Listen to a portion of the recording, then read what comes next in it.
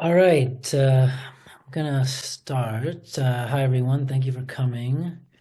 I'm Jose Martinez from the Politics Department at York, and I want to thank you all for joining us today. The webinar, I'm supposed to say, is being hosted by the Interdisciplinary Global Development Center, also known as IGDC, at the University of York. IGDC is an interdisciplinary learning and research community for equitable development based at the University of York. It undertakes research focusing on social justice, global health, and sustainable environments. The center also offers undergraduate and postgraduate academic programs in global development. The center brings together researchers from across the humanities and social and natural sciences within the university and globally, and encourages researchers to work with one another and with policymakers and practitioners to address global development challenges. So before I introduce the panel, just a few things. The session will be recorded. We're not sure. I guess it'll be up to Teodora if we keep the recording or not. But attendees' mics are muted and your video is off and won't be recorded. So please put any questions in the Q&A or raise your hand, and I think I can let you join the conversation once we start the Q&A. If you have any technical issues, please use the chat function to talk to the host, which is me. Okay. So now I'm going to introduce the speaker, who is very graciously joining us today. So, Teodora Todorova is assistant professor in sociology at the University of Warwick since August 2023. Teodora joined Warwick Sociology in September 2016, before which she lectured in sociology at the University of Nottingham and taught also in their Department of Culture, Film, and Media. Teodora completed her PhD in critical theory, I believe also at the University of Nottingham. Her research is concerned with theories and practices of ethical political responsibility in the context of ethno-nationalist conflict. Teodora has worked on gendered violence and post-conflict reconciliation in Bosnia-Herzegovina and on decolonial solidarity activism in Palestine-Israel.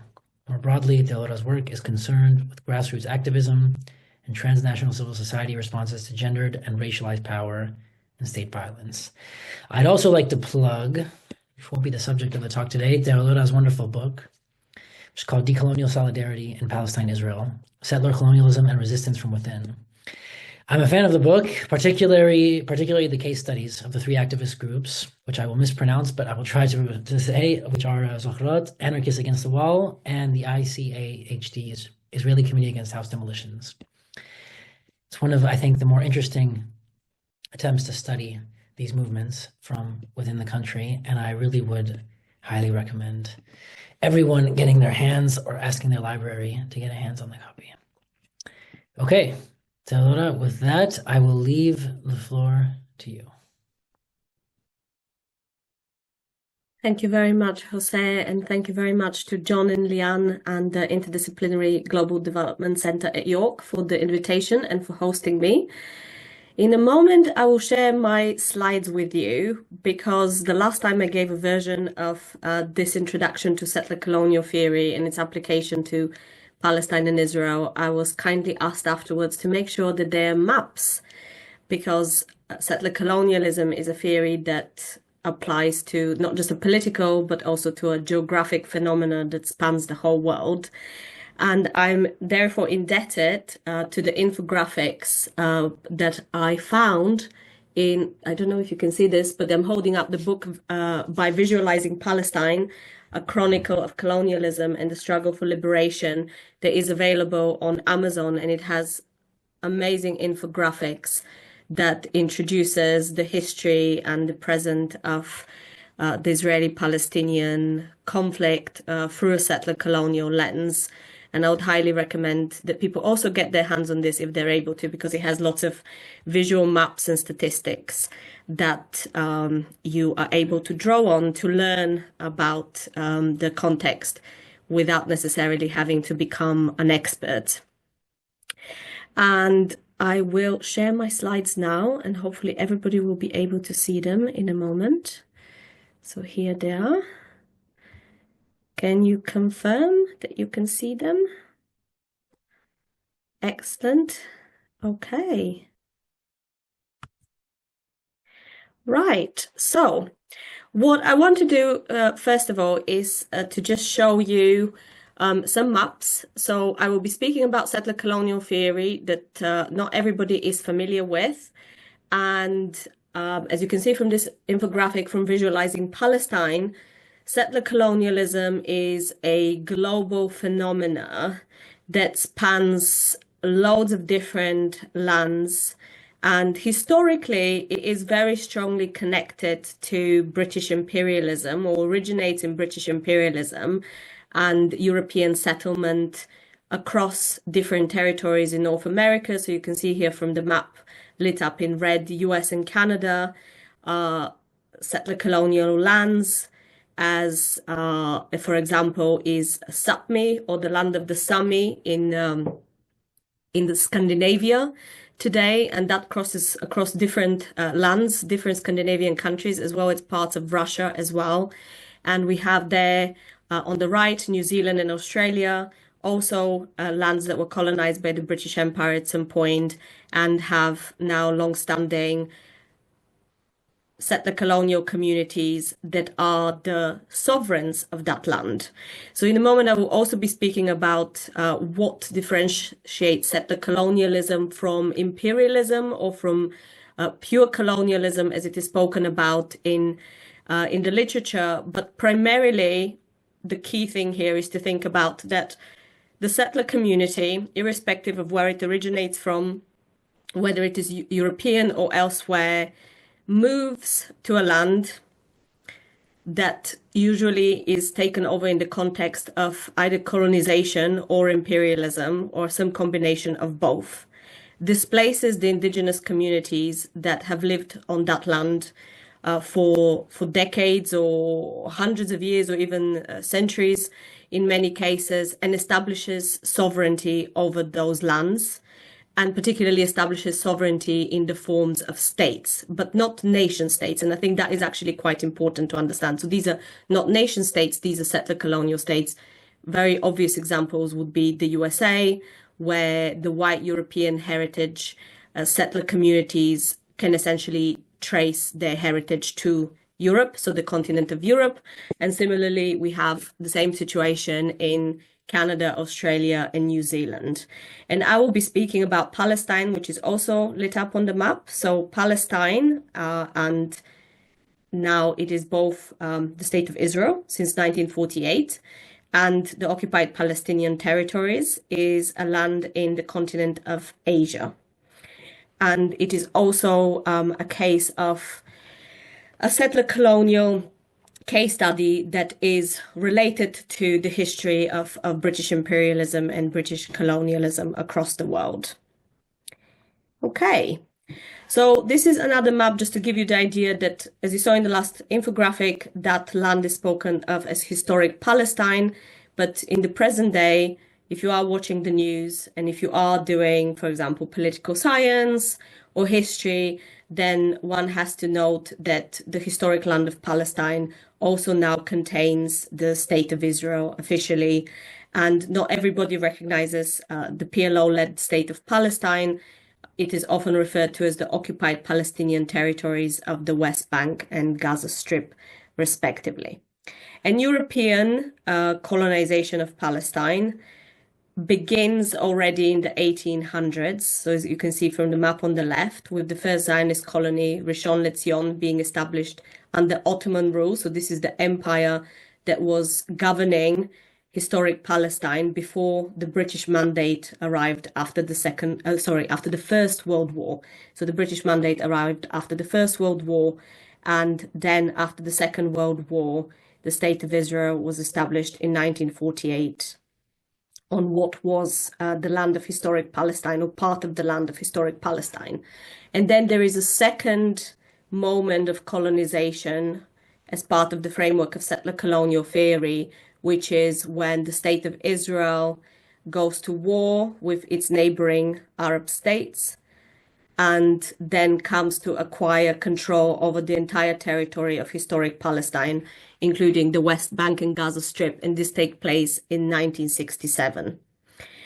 So there are loads of different laws that I will be speaking about in terms of the role of settler colonial sovereignty and its relationship to indigenous dispossession, because as I began this talk, I pointed out to you that one of the things that characterizes settler colonial sovereignty is its displacement of indigenous communities. So the settlers who arrive, they establish themselves as the sovereign community over the land that they're in control of, while the indigenous communities or the long-standing communities that lived in that land before colonization, they are then denied self-determination, and they're also denied sovereignty as well. And so they don't have states. They become part of the settler colonial state and are governed by the institutions of the settler colonial state. And this is the case in all settler colonies. So we can think about the Maori in New Zealand, the Aboriginal in Australia, the First Nations in Canada and the United States of America as examples. And I will at some point address as well that many of the examples I'm giving are Anglophone, and that is because of their relationship to the British Empire. And this is where my area of expertise lies, not just in relation to Palestine-Israel, but generally, broadly speaking, to settler colonial theory. However, I'm also very much interested in broadening the application of settler colonial theory to other spaces, including thinking about South American states, as well as potentially thinking about whether settler colonialism can be applied to sovereign governance structures in Asia as well as Africa. But it is not my area of expertise. So I'm mainly drawing on what I know mostly about in order to describe settler colonial theory. And I just want to draw your attention to the nation-state law of 2018, because this is one of the key moments, the most recent key moment in which we now find ourselves. So everything that has happened post the introduction of the 2018 nation-state law has basically resulted in an intensification of the denial of Palestinian people's sovereignty and self-determination within any part of the land of historic Palestine. And obviously, we also have the issue of what is happening in the Gaza Strip right now, where Amnesty International only yesterday released a report where they argued that the violence that has been unfolding over the past year constitutes genocide against the people of Gaza. So there we have another map, just to remind us that when I speak of historic Palestine, I'm talking about the State of Israel that was established in 1948, and you have that map in blue on the left. And then, as I spoke about this, we have the internationally recognized Palestinian territories under Israeli occupation since 1967, with a map of the West Bank, East Jerusalem, which remains a disputed territory, although it has been annexed by Israel since 1967. And then we also have the Gaza Strip on the map there in the tiny green area on the last map on the right-hand side, just to give you a visual of what I'm speaking about. So again, as I said, when I speak about historic Palestine, I'm speaking about that whole map outlined in blue, but these are the different territories that comprise historic Palestine: the State of Israel, the occupied Palestinian territory of the West Bank, East Jerusalem, and Gaza Strip. And when people on TV and in the news speak about a Palestinian state, they are essentially speaking about the Palestinian state that will be made up of these very disparate territories between the West Bank and Gaza Strip and East Jerusalem, where you can see quite clearly on the map that they are disconnected and are quite geographically far apart from one another. Okay, so I have been told that for many of you, settler colonial theory is a relatively new phenomena. I very briefly described it as the idea that the settler population, in this case, largely originally from Europe, but not necessarily still the case. So for the last decade, non-European Jewish citizens of Israel have been the majority of Jewish citizens of the State of Israel. And so even though settler colonialism in Palestine originates with Jewish heritage European settlers from Europe arriving into the land of Palestine, that is not the case anymore. So the settler colonial community is actually, for the last decade, majority non-European. These are often known as the Mizrahi, which is a catch-all term for a very diverse group of people that includes those who are spoken of as Arab Jews, but also not necessarily of Arab heritage. So they could be Iranian, they could be Turkish in heritage, they could also be Ethiopian, and that also very often includes Jewish settlers from the Balkans as well. So I'm originally from Bulgaria, in case you're wondering, and people from Greece and Bulgaria and the former Yugoslavia are actually included under the category of Mizrahi in terms of how Israel racializes itself internally, and not just in relation to how they racialize themselves against the Palestinians.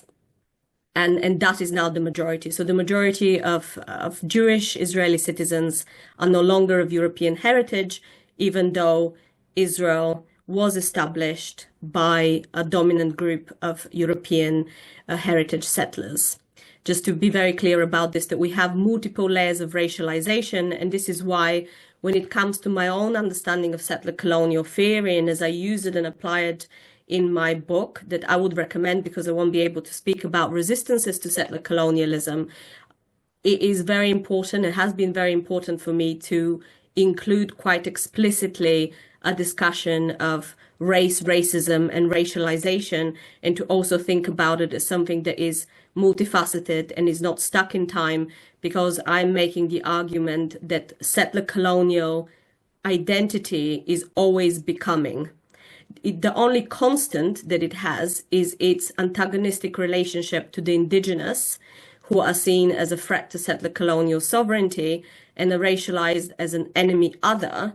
But internally, settler colonial citizenship is actually very complex, and it's full of multiple layers of internal racism as well. And we see that in other settler colonial contexts, not only in Israel, but you can think about, for example, the United States of America, and the way being an American is not just being somebody who is from white European heritage, but also they're African Americans with their own particular history of exclusion and segregation and slavery. There are also people who are recent migrants to the United States of America who are also racialized. So those from Latin America or migrants from Africa and Asia who become American citizens, but there is also an internal stratification within the settler colonial order in terms of who is seen as dominant in relation to other ethnicities within the notion of what it means to be an American. And with respect to that, Israel is no different, really. So the most obvious antagonistic relationship within settler colonial theory is settler versus native. But for that reason, I would highly recommend that you read Mahmoud Mamdani's work, Neither Settler Nor Native, The Making and Unmaking of Permanent Minorities, in which he speaks quite explicitly about the role of race and also a history of eugenics as well in a multiplicity of settler colonies that also include places such as South Africa.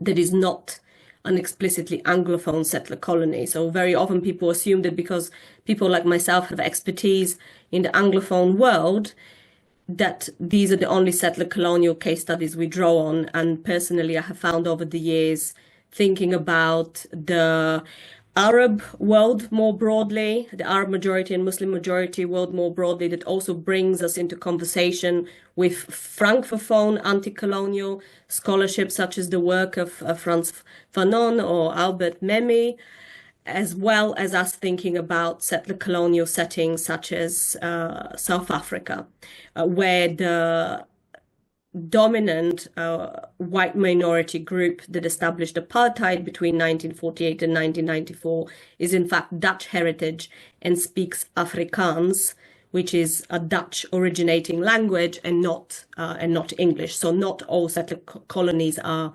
Anglophone. And if you read the work of Frantz Fanon, an obvious example would be Algeria, which is the case that he developed his body of work on, which was a French settler colony. And post-decolonization, of course, it stopped being a settler colony. So Algeria is often juxtaposed in settler colonial scholarship to South Africa, because the settlers left Algeria after decolonization, while in South Africa, the settler colonial minority became part of the new democratizing post-apartheid regime, and they did not leave. And so there's a whole other argument about whether decolonization has fully taken place, whether it is possible to decolonize the settler. I would like to argue that yes, because the settler doesn't have to be a colonist. And therefore, this is where the hope lies. So it's possible to deracialize and decolonize the settler when they become a settler citizen rather than somebody who is a colonizer and who is dominating the indigenous and other racialized minorities within the new state that might emerge after this. Of course, South Africa is still very, very complex. So these slides that I'm going to skip through very briefly before I will spend the rest of my talk for one particular slide that is, again, an infographic, in this case, one that I made myself. The next few slides are literally just giving you some references. So instead of giving you bibliography, I thought I'll give you a bibliography in a more visual manner, so that if you are interested in learning about settler colonial theory more broadly, then you can go and look up those books in the library and read about it yourself. So settler colonial theory is now an established body of work, and there have been loads of people who have written about, this is why I started with anti-colonial scholarship, lots of people who have been writing both in English and in French, and for those of you who know better than me, possibly in Spanish as well, who have been writing about decolonization, about colonialism, about settler colonial societies in Asia, in Africa, in South America, in North America. A lot of that scholarship already begins in the 60s and the 70s. There might even be earlier cases than that I have not read. And for example, I don't read Arabic so well, but I know that there is already scholarship in Arabic from the 1940s that literally refers to the state of Israel as a settler colonial case. And so this is for where our linguistic colleagues will be very, very helpful. But within the Anglosphere of academia, settler colonial studies is established with the Journal of Settler Colonial Studies in 2011, and it's very heavily indebted to the work of Patrick Wolf, who is famous for saying that settler colonialism is a structure, not an event. So it's not an invasion, it is rather the process of constructing a state and a settler colonial national identity, and the idea that that national identity has the right to self-determination and sovereignty in the territory that it has acquired and where it has displaced the indigenous population from that territory. And he has written one of the most important books, which is Traces of History, Elementary Structures of Race, where I found it incredibly inspirational because he foregrounded race at this point in the importance of how settler colonial entities are constructed. And he's one of the first people that begins to think, at least in the Anglosphere, he begins to think about colonialism in relation to South America, and he names Brazil as one of the case studies. And I will be drawing on some of that work because before we came in, I told Jose that when I started my PhD, settler colonial theory wasn't yet so clearly established as a body of scholarship, and there weren't so many books on this work. And I very heavily drew on the work of the coloniality modernity school of thought, Arturo Escobar, Walter Minolo, who speak about coloniality in South America, but they never explicitly name the states in South America as settler colonies. And now there is new scholarship that has emerged in the last few years that explicitly begins to name Argentina, Chile, Uruguay, Bolivia, and Brazil as cases of European settler colonialism, in this case from Portugal and Spain as the dominant communities rather than the British Empire. And then, of course, we have, as I said, these are some references to the Anglophone settler colonial studies field, and it's now burgeoning, though, as you can see from the dates, most of this scholarship has been published since around 2015. So this is a kind of quite a representative number of books that have come, in fact, from 2020 probably is a much better way to put it, where this field emerges quite strongly. And a lot of that scholarship is bringing together different fields into conversation with one another. So I think that modernity and coloniality can speak more explicitly to settler colonial theory, but settler colonial theory is already in conversation with native studies from the US and Canada, indigenous studies from Aotearoa, New Zealand and Australia, as well as decolonial theory and the work of decolonial history as well, such as the work of Rashid Khalidi. Okay, and there you can see a lot of books that are now speaking about the case of Palestine-Israel, and a lot of scholars that are quite prolific. So these are not just new scholars, they're also established scholars that are very explicitly beginning to speak about the case of Palestine-Israel as a case of settler colonialism, looking at it through the lens of settler colonialism. So I will now spend about 5 to 10 minutes using this infographic slide that I created myself, drawing on the work of Lucy Taylor, who explicitly applies settler colonial theory to looking at the case of Argentina. And it's a fantastic, the article is a fantastic literature review for us to think about what the key tenets of settler colonial theory have been established and have emerged since the decade in which the Journal of Settler Colonial Studies began publishing on the question of settler colonialism. And one of the first issues is by Mezdacato and Salamanca et al., and that focuses very much on the question of Palestine. So Taylor introduces 4 foundations of settler colonial theory that I argue apply to the case of Palestine-Israel to an extent, although I challenge the final one, because that is in conversation with the Latin American experience, which doesn't fit in the case of Anglophone settler colonies, and it fits even less in the case of Palestine and Israel.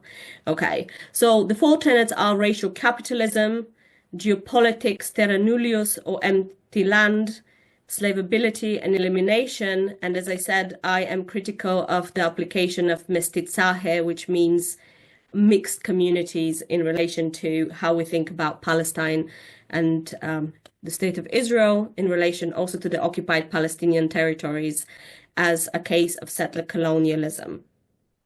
So the history of racial capitalism emerges, for me, and from lots of other scholars also who have been in conversation with the modernity coloniality school of thought, in 1492. So it's the beginning of the dominance of Christianity in Europe, and that results in several expulsions from Spain and also from Portugal as well, and the beginning of settlement in the Americas. Columbus famously discovering the Americas, even though he thought he was discovering India.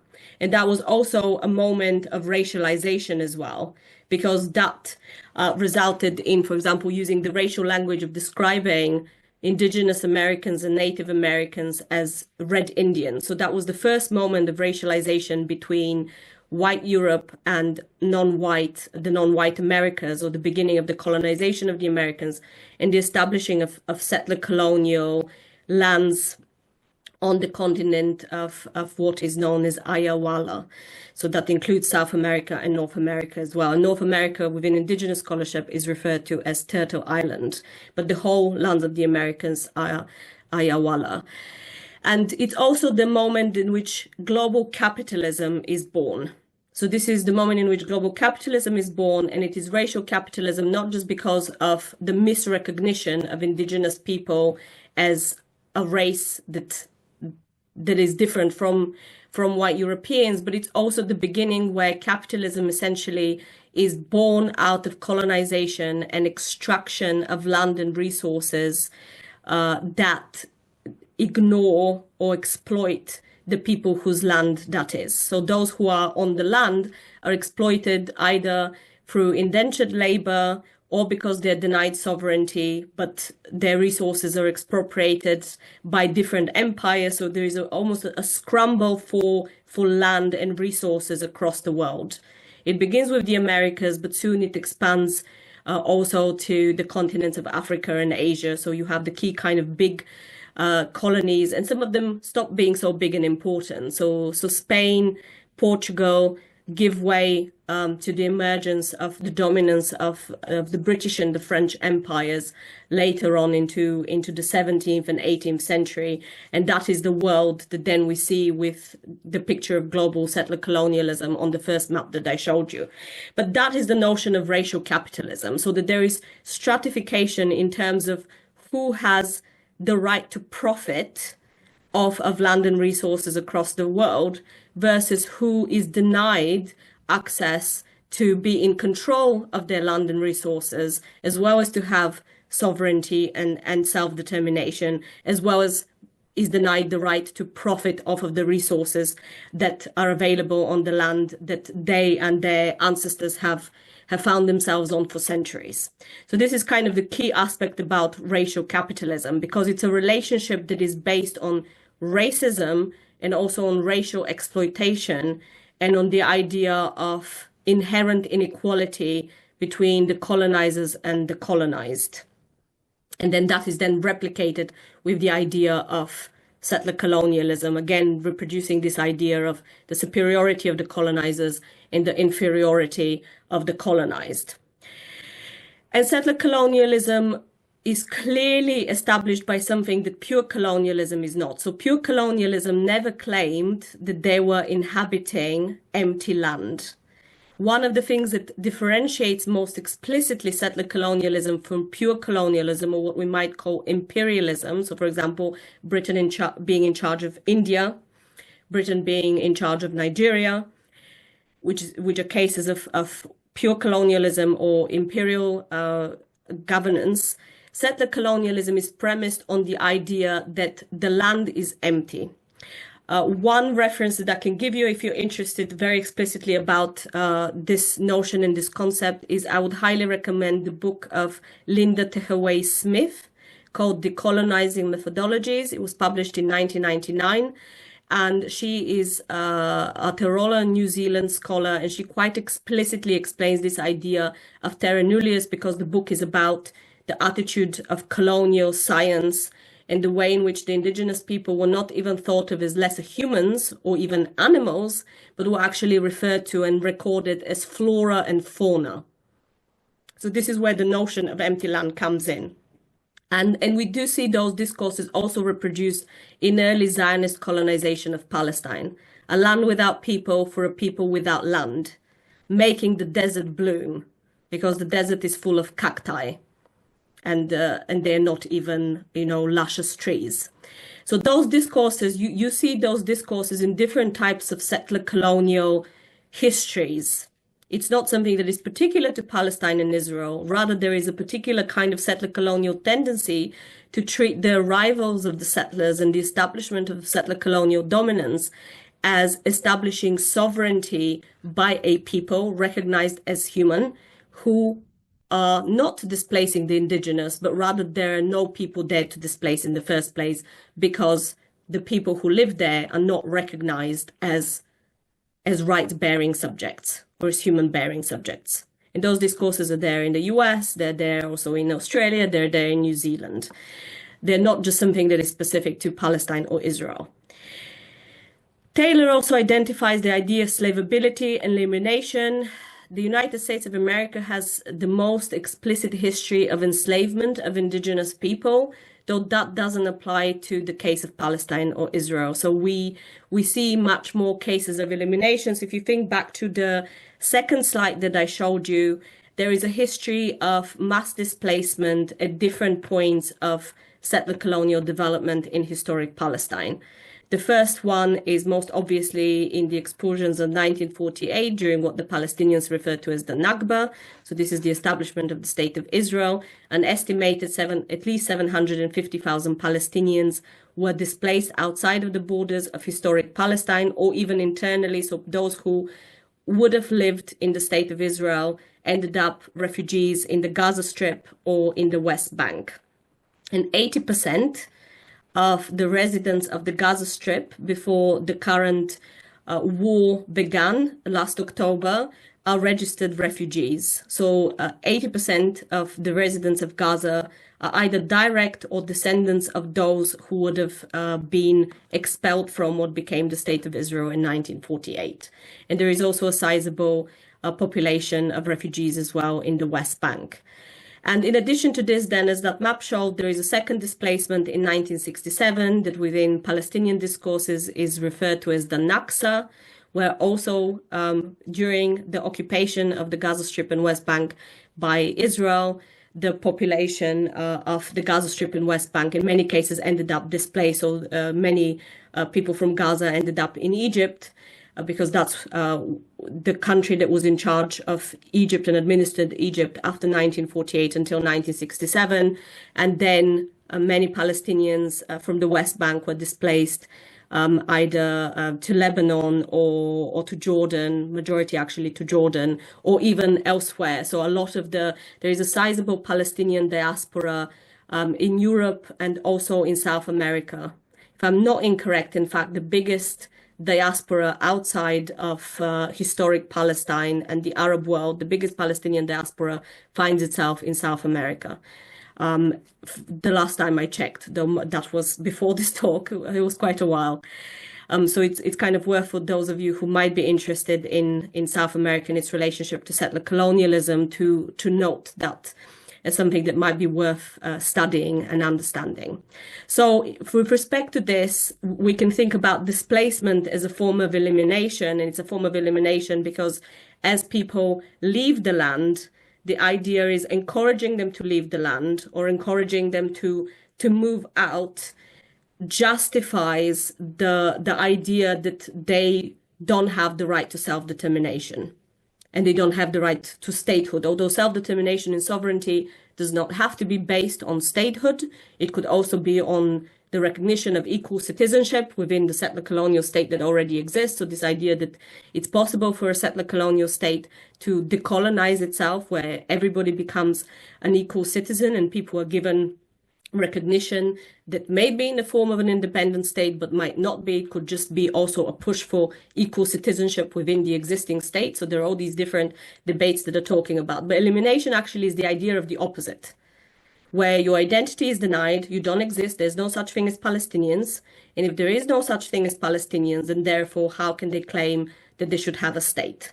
So that is the kind of discourse that one is hearing. And then the final thing that Lucy Taylor speaks about is mestizaje. So as I said, her work actually speaks on how we can apply settler colonialism to South American states. And her argument actually is that the way settler colonialism has developed in South America is quite unique. And it's unique in contrast to the Anglophone settler colonies that have been focused on separation. So elimination is also actually retrenching the idea of apartheid or separateness.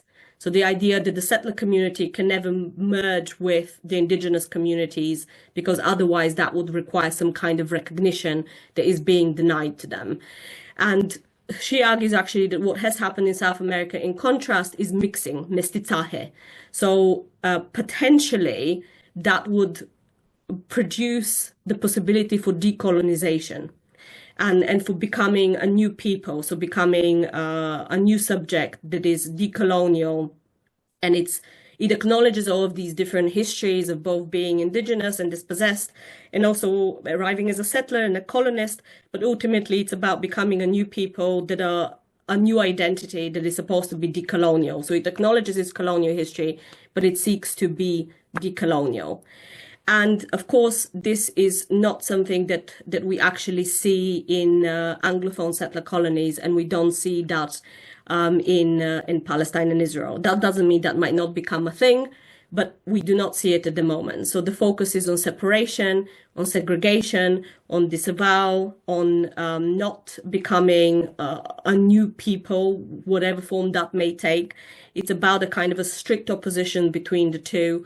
And Anglophone settler colonies, in many cases, particularly the United States, have a history of this. So, for example, the one-drop rule that if indigenous people mix either with Black Americans, they become Black. If they mix with white Americans, they become white. And this is one of the ways in which indigenous sovereignty has essentially been removed and denied, because then you're not counted as indigenous, and therefore you cannot make claims on behalf of indigeneity.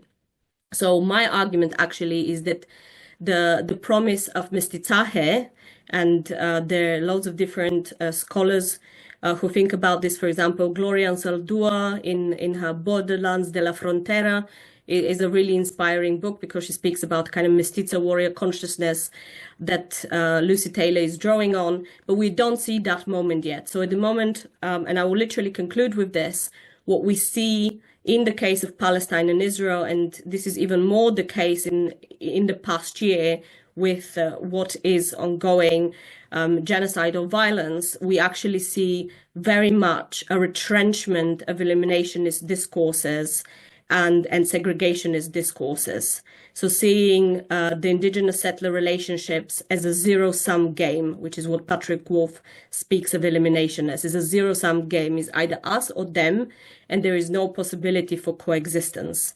And so as much as I would have liked this talk to end on a positive note, I think we need to end on a clear-headed note. And the clear-headed note is that we have a retrenchment of a zero-sum way of thinking about the indigenous and settler colonial relation, which reinforces the idea of settler colonialism and not the possibility of decolonizing the settlers and giving rise to a new identity that is less racial and less antagonistic.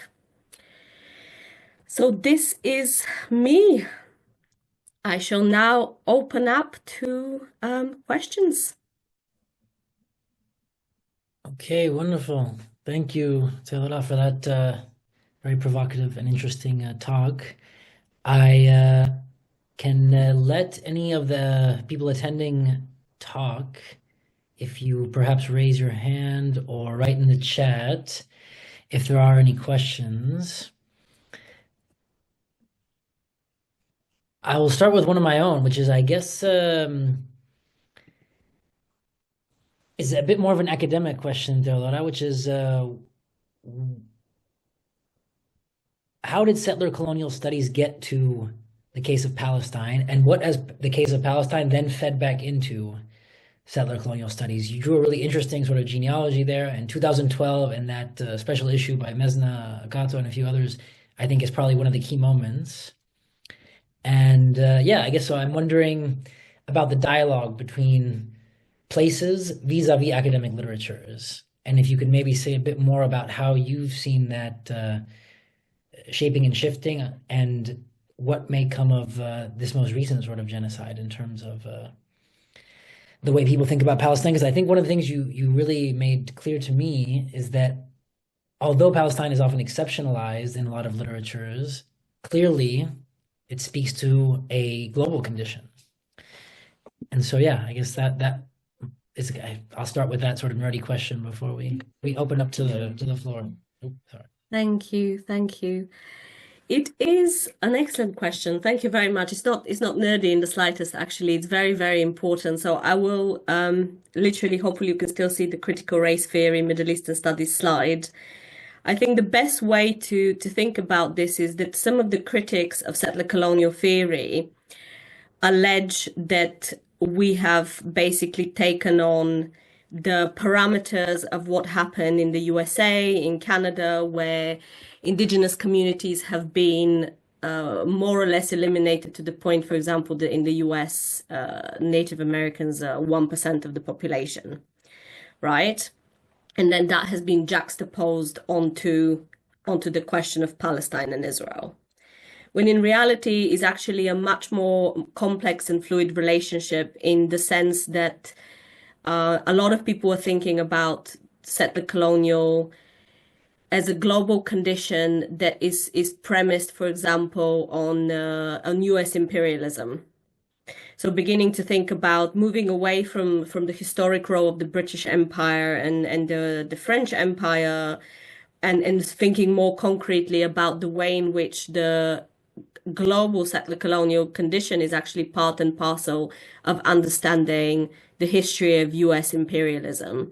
And that also, of course, means, thinking about the way in which it has and continues to show unconditional support for the state of Israel and whatever policies it may have historically and in the present. And that relationship begins in 1967. So the US used to have a very different role in relation to Palestine and the Middle East before 1967. But we have this kind of very strong moment where the US becomes a staunch supporter of the state of Israel. And we have, for example, the most explicit face of this, where I don't have to theorize it, it is me describing it, is what has happened in terms of US policy vis-a-vis Israel and Palestine since the first Trump administration.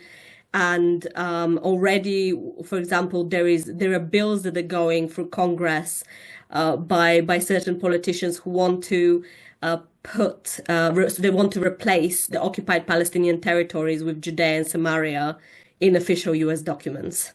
So this is something I saw in the news briefly before I came here. The first Trump administration, of course, recognized Jerusalem, and that's occupied Jerusalem as the capital of Israel.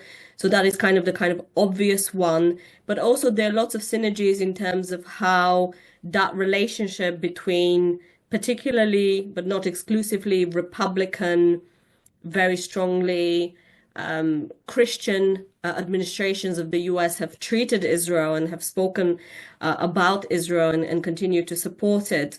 And the way in which then those politics are an expression of settler colonial racialization and racial violence in the US. So we're also thinking about, so there has been lots of attempts, for example, to theorize indigenous resurgence in the US and Canada that has been criminalized in many instances. So that's that ongoing settler colonial relationship, thinking about the way in which the Black Lives Matter movement has been responded to as well. So there's also been, there's work, at least one book called Global Palestine. So that thinking about Palestine as a laboratory for settler colonial securitization, and the way in which then that is reimported into the security measures that we have, the security discourses that we have in settler colonial states broadly, but not only. So Europe also has an aspect of this where there is a lot. You are also an expert on the Middle East, so thinking about how broadly there is a securitization and a securitized relationship between Europe and its approach, or how it thinks about, for example, about the Middle East, but also the refugees that are coming out of Middle Eastern wars that have a very strong European influence as to why they have happened. So there are all these different synergies between how we think about the settler colonial case, not just as describing a historic event, and then thinking about the shape of a state and its relationship with its citizens, and whether they're indigenous or settler or migrant as a third category, but also the securitization discourses, migration discourses that still have a very strong imperialist way of thinking about the relationship between Europe and the Middle East, or between North America and the Middle East. And that is very much replicated on the basis of what I started my talk with, in terms of we need to think about the importance of race and racism and the racial hierarchies that the settler colonial indigenous experience has produced. and then they're being exported, those ideologies or those ways of thinking about belonging and unbelonging and real citizenship and non-citizens, and who is a threat and who is to be protected, that is then being exported to, but also is being adopted by other places that they don't necessarily have explicit histories of settler colonialism. And Europe is one example of this. But you also have more positive aspects, like, for example, since the emergence of settler colonial theory, and thinking about it outside of just North America, Australia, New Zealand, there's been a huge resurgence as well among the Sami, and many Sami scholars, they actually explicitly credit the use of settler colonial theory in relation to Palestine and Israel to actually theorize their own experience of being indigenous European communities who have then had settler colonialism imposed on them by the Danish and the Russians and the the Norwegian countries. So there's a lot of that. It's not my exact area of expertise, but this is what I have started also reading about, the ways in which also there is a increasing conversation about internal settler colonialism within Europe.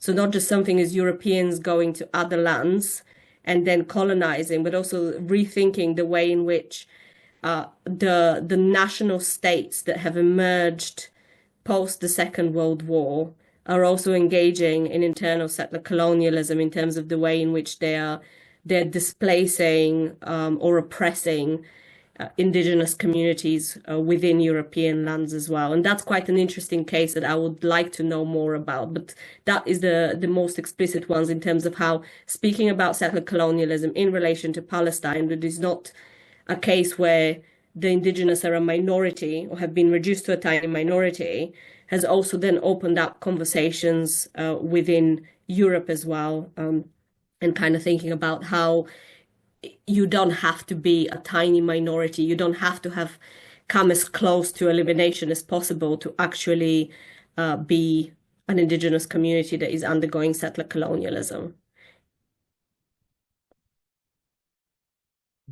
Okay, thank you. I don't see any questions, so I'm going to ask you other ones, which we were speaking briefly earlier about Mignolo and coloniality, and I guess there's there's a wide-ranging literature on colonialism, and it doesn't always link up to settler colonial studies. And you sort of gestured towards this a bit when we were chatting, and I wanted to ask if you could say a bit more about why or how you see these literatures as parallel yet not intersecting, perhaps, in the ways we would necessarily want. Is it because different places get taken up by different intellectual frameworks? Is there something else going on? I mean, I don't know nearly enough about the sort of field of settler colonial studies to have a good sense of that. So I just wanted to, perhaps provoke you into saying a bit more on those topics. Thank you. Thank you. It's something that I'm working on, and I don't yet have a concrete answer. My feeling in a way is that the reason why they're speaking in parallel, it's partly to do with their particular epistemological approach. So I very much am thinking here about the ways in which there is an attempt by the coloniality, decoloniality school of thought to have more of a world system theory as to the way in which, broadly speaking, European imperialism has shaped the Americas, but also the vast majority of the world. Whereas I think where settler colonial theory is different is that it is not attempting, despite the fact that it's a global condition, there is no attempt to actually create a world systems theory. So rather, the idea is more that we focus on the particularities, which is why some of our critics are completely missing the point, for example, that the settler colonial theory actually seeks to, yes, there are parameters, so that infographic that I created in terms of, the role played by different historical moments and historical ideologies and discourses in terms of shaping settler colonialism globally, but still we have to be paying attention to the particular. So this is what settler colonial theory speaks to do. It doesn't want to conflate the American experience with the Palestine experience or the Argentinian experience with the New Zealand experience, because sovereignty and self-determination are about sovereignty and self-determination in a very specific place. And what sovereignty and self-determination looks like in Palestine might be very different from what it would look like in Aotearoa, New Zealand, or in Canada, for example.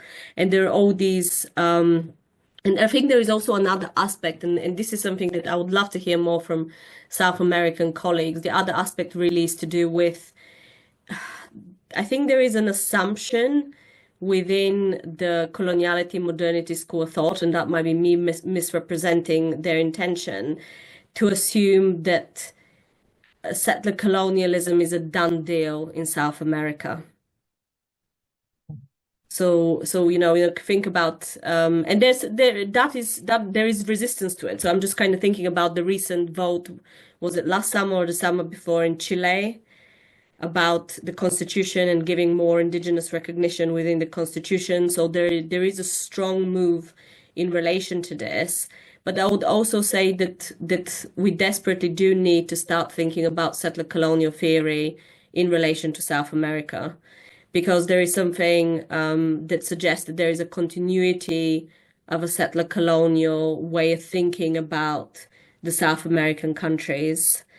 And there is a need, once we start to explicitly use the label of settler colonialism to understand those places, I think then those two bodies of work will come together. So the emphasis would actually become on decolonization, because that is what distinguishes the two things. And coloniality modernity seeks to theorize and outline the imperialist colonialist moment and the world it has created, whereas settler colonial theory is actually committed to decolonization. It's about naming the problem so that actually it could be resolved, or at least there is an attempt to think through a resolution.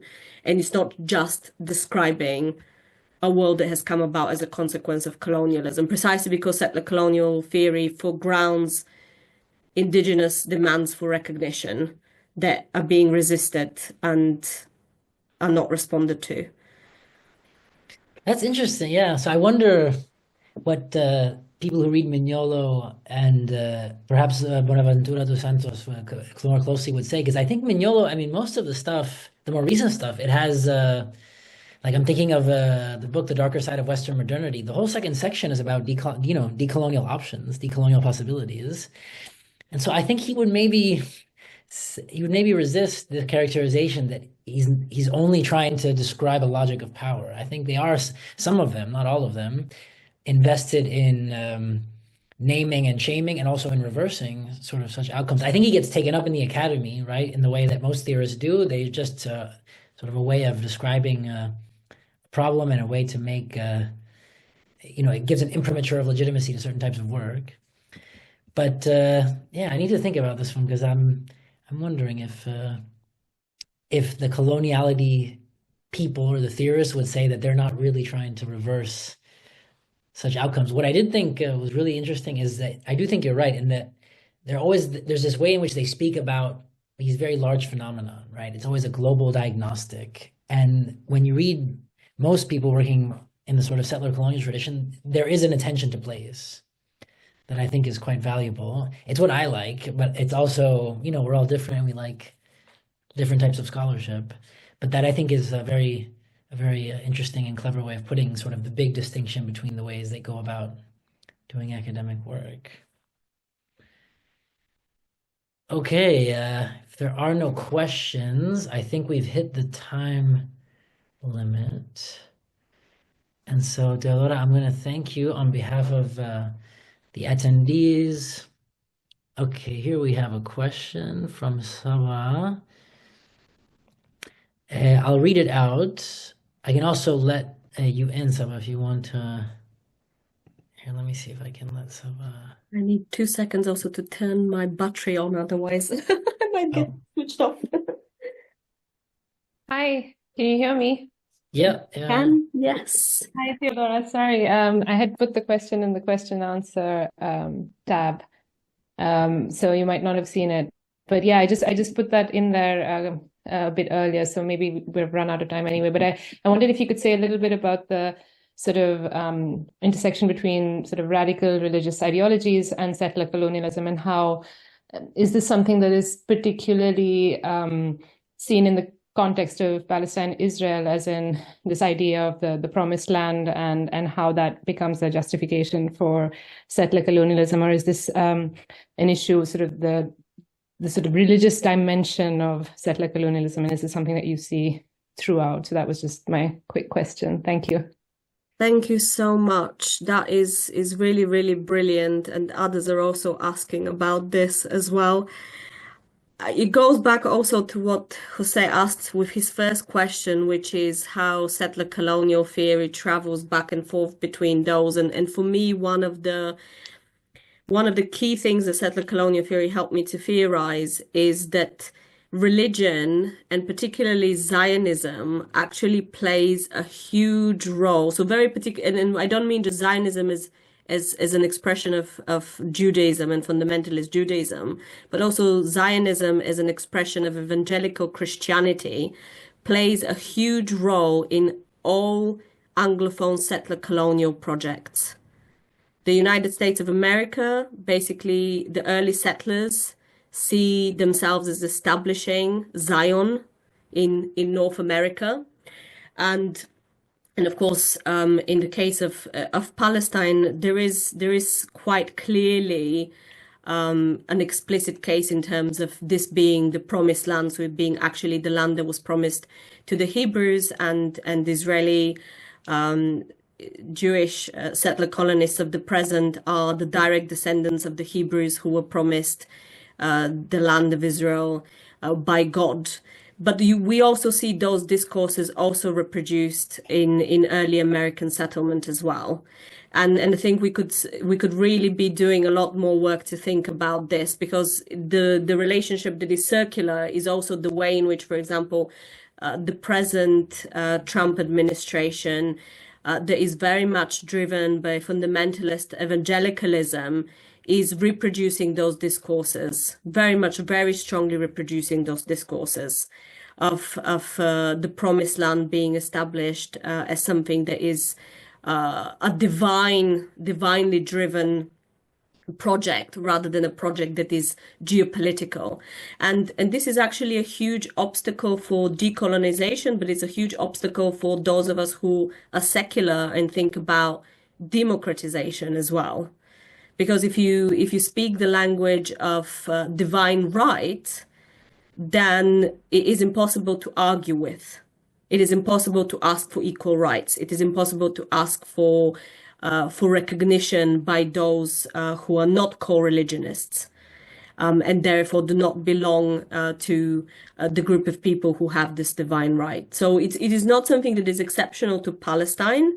And in fact, Anglophone settler colonialism has a long history of being underpinned by different interpretation of Zionism as the idea of settling a promised land, bringing the word of God to the heathens, and so on and so forth. You see that a lot in histories of settlement in the USA as well. So that is not new, but there is also a new evangelicalism that's basically drawing very much on this idea of divine providence and settling the promised land by the chosen, and that's reproduced by American politicians. And within Israel, there is now a very strong religious inspired settler movement that is more and more prominent within mainstream Israeli politics. And it's not the case anymore that we're speaking the language of secularism. And so that also goes to Jose's point about coloniality, modernity, to what extent decolonizing within the coloniality and modernity school of thought is premised on this idea of secular futures, of secular multicultural futures. And then what happens when we abandon the project of secular multicultural futures and just remain stuck in this idea of exclusivism and divine right and divine providence. So in a nutshell, this is what I would say, is that those discourses appear in different guises historically, and they're also, we see new articulations of them as well. And what perhaps is unique about Palestine is that it's not a metaphor for settling the promised land. It is explicitly seen much more as this is literally the promised land, geographically speaking, in terms of the promised land that is spoken about. So that feeds and fuels the religious inspired fervor in a way that is an obstacle when we think about more kind of secular, modernist or even postmodernist versions of how things can develop.